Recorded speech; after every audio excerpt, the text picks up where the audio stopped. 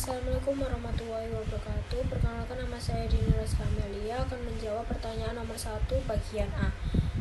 Beberapa poin penting pemikiran Mu'tazilah. Yang pertama, keadilan ilahi. Mu'tazilah meyakini bahwa Allah Maha Adil dan tidak mungkin menzalimi manusia. Manusia memiliki kebebasan berkehendak dan bertanggung jawab atas perbuatan dan perbuatannya. Konsep ini memiliki dasar pemikiran Mu'tazilah dalam memahami takdir, predestinasi, dan moralitas sifat Allah. Mu'tazilah menolak sifat-sifat antropomorfis atau mirip manusia kepada Allah. Mereka memiliki keyakinan bahwa Allah memiliki sifat-sifat yang abstrak dan sempurna seperti Maha Kuasa, Maha Mengetahui, dan Maha Bijaksana. Pemikiran ini bertujuan untuk menjaga kesucian dan keesaan Allah. Ketiga, peran akal. Mu'tazilah menekan peran akal dalam memahami agama. Mereka meyakini bahwa akal dan wahyu dapat selaras dan saling memperkuat. Penggunaan akal didorong untuk memahami makna teks Al-Quran dan hadis secara mendalam.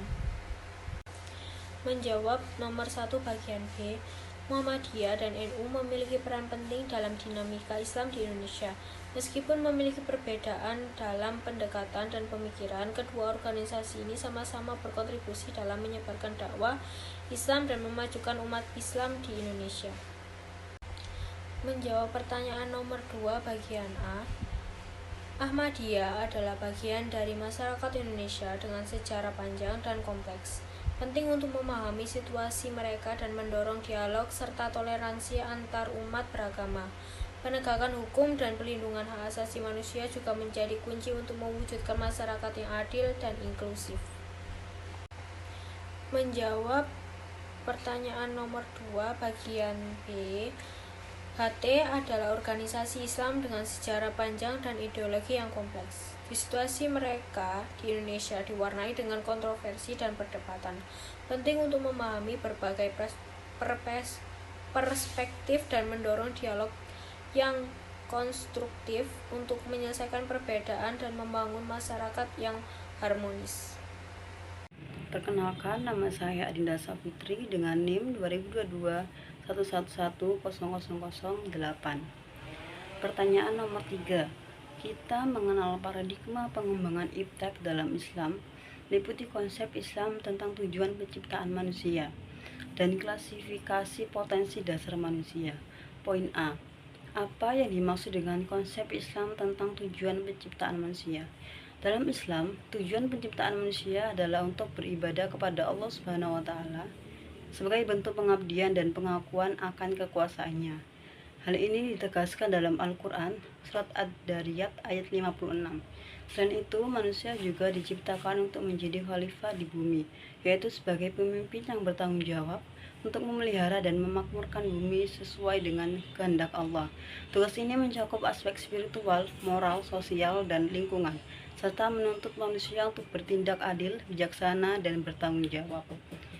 Poin B. Jelaskan makna klasifikasi potensi dasar manusia. Klasifikasi potensi dasar manusia meliputi perspektif Islam, yaitu 1. Potensi spiritual. Manusia memiliki kesadaran akan kehadiran Tuhan, kemampuan beribadah, dan merasakan ketenangan spiritual. 2. Potensi akal. Potensi ini mencakup kemampuan berpikir, memahami, dan menganalisis. 3. Potensi fisik. Potensi ini berhubungan dengan kekuatan dan kesehatan tubuh manusia. 4. Potensi sosial. Potensi ini mencakup kemampuan manusia untuk berinteraksi dan berhubungan dengan sesama, seperti dengan keluarga, masyarakat, dan umat manusia secara keseluruhan. 5. Potensi emosional. Potensi ini berhubungan dengan kemampuan manusia untuk mengendalikan dan mengelola perasaan serta emosinya. Soal nomor 4. Muhammadiyah mempunyai lembaga khusus yang membicarakan hukum agama, yaitu Majelis Tarjih dan Tajdid.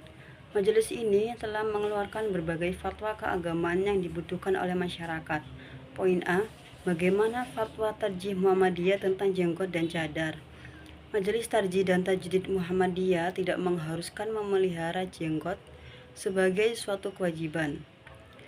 Dalam pandangan Muhammadiyah, memelihara jenggot adalah bagian dari sunnah Nabi Muhammad SAW, tetapi tidak menjadi kewajiban yang harus dipenuhi oleh setiap muslim. Muhammadiyah lebih menekankan pentingnya esensi ajaran Islam seperti akhlak dan ibadah daripada penampilan fisik. Majelis Tarjih dan Tajdid Muhammadiyah berpendapat bahwa penggunaan cadar tidak diwajibkan dalam Islam. Dalam pandangan Muhammadiyah, yang diwajibkan adalah menutup aurat sesuai dengan syariat Islam, yakni menutup seluruh tubuh kecuali wajah dan telapak tangan. Penggunaan cadar dianggap sebagai pilihan pribadi yang tidak mengikat secara hukum syariat, sehingga muslim boleh memilih untuk mengenakan atau tidak mengenakan cadar. Poin B, bagaimana fatwa Tarjih Muhammadiyah tentang memotong rambut bagi perempuan? Majelis Tarjih dan Tajdid Muhammadiyah tidak melarang perempuan untuk memotong rambutnya, asalkan dilakukan dengan mempertimbangkan beberapa hal seperti memotong rambut harus dilakukan dengan cara yang sopan dan tidak bertentangan dengan prinsip kesopanan dalam Islam. Perempuan yang memotong rambutnya harus tetap memperhatikan kewajiban menutup aurat. Rambut yang dipotong tidak boleh dipertontonkan kepada yang bukan mahram. Memotong rambut hendaknya tidak didasarkan pada niat untuk menyerupai gaya hidup atau penampilan yang bertentangan dengan nilai-nilai Islam. Perkenalkan, nama saya Ahmad Hiram Yulianto, NIM 200211100003. Saya akan menjawab pertanyaan nomor 5. Bacalah Al-Quran surat Al-Mujadah ayat 11 dan terjemahkan ke bahasa Indonesia. Terjemah ke bahasa Indonesia surat Al-Mujadah ayat 11 yaitu Allah akan meningkatkan derajat orang-orang yang beriman di antara kamu dan orang-orang diberikan ilmu pengetahuan beberapa derajat, dan Allah Maha teliti terhadap apa yang kamu kerjakan. Dan nomor 5B, jelaskan kandungan dan kesimpulan dari firman ayat tersebut, yaitu peningkatan derajat. Ayat ini menyatakan bahwa Allah akan meninggikan derajat orang-orang yang beriman dan juga orang-orang yang diberikan ilmu pengetahuan. Kaitan antara ilmu dan ilmu. Ayat ini menegaskan bahwa iman dan ilmu pengetahuan adalah dua hal yang sangat penting dalam kehidupan seorang muslim. Pengetahuan Allah. Ayat ini diakhiri dengan pernyataan bahwa Allah Maha mengetahui yang dikerjakan oleh hambanya.